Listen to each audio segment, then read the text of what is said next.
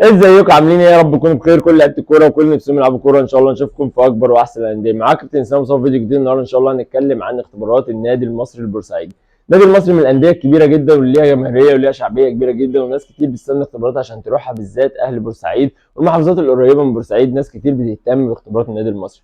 هنتكلم عن كل ما يخص اختبارات النادي المصري، المكان وسعر الاستماره والمواعيد المطلوبه. هنتكلم عن كل التفاصيل في اختبارات النادي المصري البورسعيدي. بس قبل ما تبتدي الفيديو، لو انت اول ما تتفرج عليا ولسه ما اشتركتش في القناه دلوقتي حالا اعمل اشتراك في القناه، ولو مشترك بالفعل ما تنساش تدينا لايك كده اللي بيدينا طاقه وحافز عشان اصور لكم فيديوهات كتير الفتره الجايه. ما تنساش تعمل لي فولو على الانستجرام.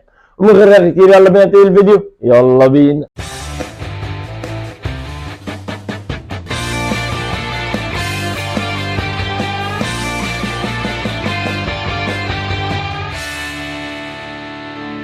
نادي المصري البورسعيدي من الانديه الكبيره جدا اللي الناس كتير بتتمنى ان هي تروحها او تلتحق بالنادي المصري. الناس كتير بتستنى اختباراتها عشان تلاقي فرصه ان هي تقبل في النادي المصري.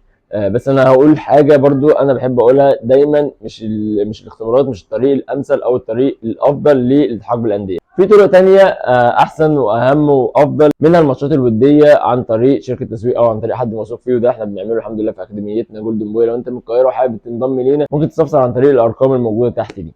نرجع تاني لاختباراتنا. اختبارات مصر البورسعيدي هتبتدي ان شاء الله يوم 27/5.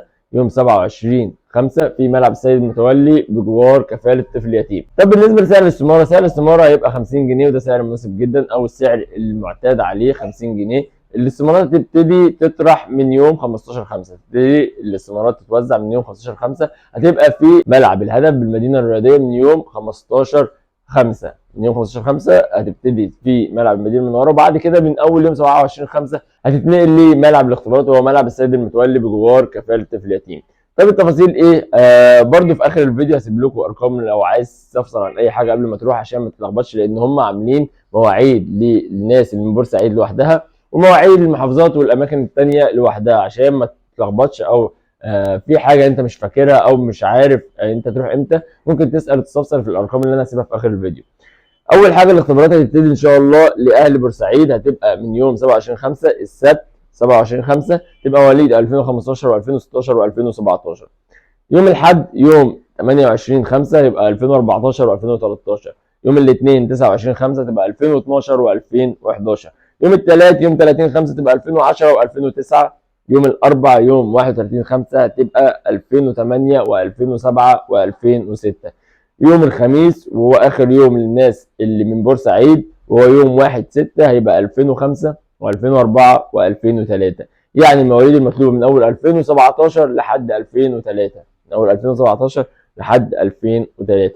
ده بالنسبه لمواعيد الناس اللي من بورسعيد او الاهل بورسعيد. طب بالنسبه للناس اللي من بره بورسعيد هتبقى اسبوع كامل، كل يوم هيبقى فيه كل المواليد من اول السبت لحد الجمعه.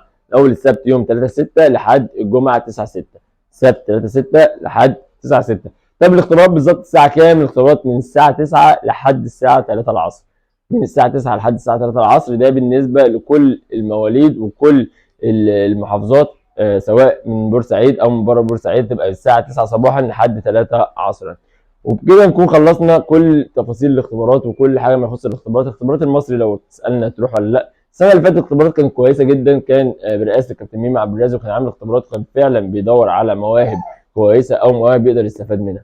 السنه دي اتمنى ان هي تكون على نفس المستوى او تكون افضل كمان، ويبقى فعلا الهدف منها انتقاء المواهب واني استثمر في المواهب الكويسه. يا رب تكونوا استفدتوا. لو محتاج اي حاجه ممكن تكتب لي في الكومنتات تحت او تعمل لي فولو على انستجرام وتكلمني. كان معاك كابتن اسلام مصطفى، استنى فيديو جديد، اشوفكم على خير والسلام عليكم.